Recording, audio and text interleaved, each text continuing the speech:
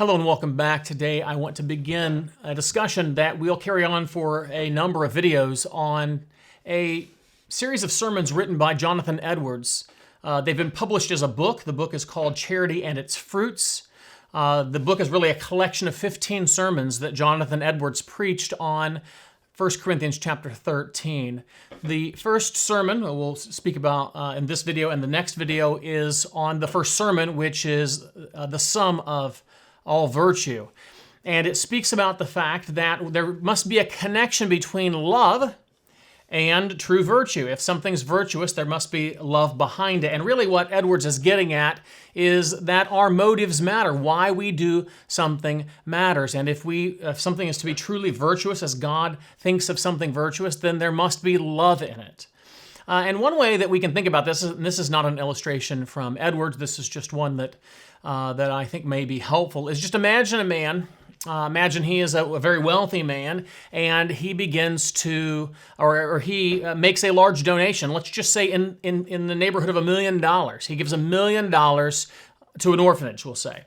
And then let's say that this man, in giving this, is being hailed by so many as being virtuous. This is a very virtuous thing this man has done, and I wonder if you think right away that this man is definitely virtuous. Let's say that you happen to know, you happen to overhear a conversation with this man when he gave a speech. Maybe there was a gathering of people and they all just said, "Hey, this guy did a great job, and we're so thankful." And somebody comes up to this man and he says to him, "Sir, would you like to be photographed with some of the orphans?" And the man said, snapped back at them and said, "No, I don't want to be filmed with that filth. You know that I'm just here so that people will vote for me in the next election." Now, if you overheard that, this is not just hearsay, but something that you heard, you knew that this is the way the man felt about it, would you feel that it was particularly virtuous for him to donate so much money to the orphan cause?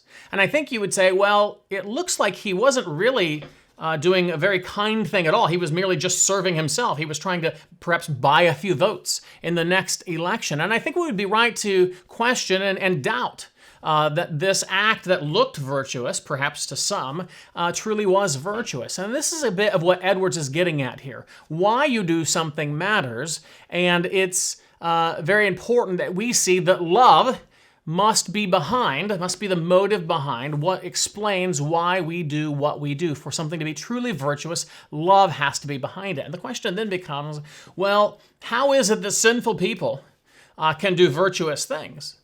And Edwards gives an answer to that in the first several pages of this first section of the sermon. He says, well, actually, what's going to need to happen for someone to act truly in a truly virtuous way is to actually be converted.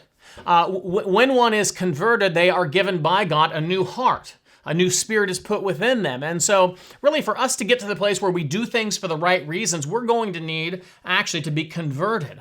And with conversion, Edwards explains, and this is biblically true, Edwards explains, with conversion, we get the Holy Spirit. The Holy Spirit is in fact love, as Edwards conceives of it. It's the love between the Father and the Son. The Holy Spirit is nothing but love, and the Holy Spirit is the impulse for love. And so the Holy Spirit inside of us now makes us, who without the Spirit are not particularly loving, makes us into loving people. And so when the Holy Spirit comes in, then we become loving people.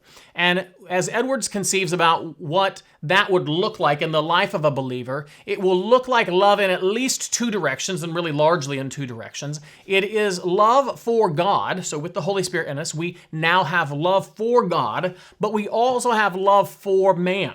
Right? And this matches the first and second greatest commandment. Love God with all your heart, soul, mind, and strength, and love your neighbor as yourself.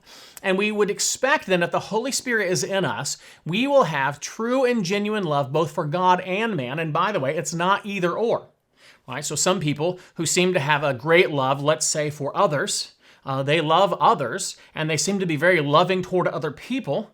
But they really have no particular interest in God, and they don't have any love for God at all. And we would have good reason to think, well, this doesn't seem to be the sort of Holy Spirit-produced love that we would expect in a true believer. We would expect to see love for God and man. Similarly, if we saw someone who just, really liked to study theology or really liked to claim to have a high love for God and then just really seemed to despise people, didn't like people at all, and was really mean to people, we would have reason to believe, well, it doesn't seem that the Holy Spirit is working as, or we see the effects of the Holy Spirit's work as we'd expect in this person's heart, because we would expect both a love for God and man.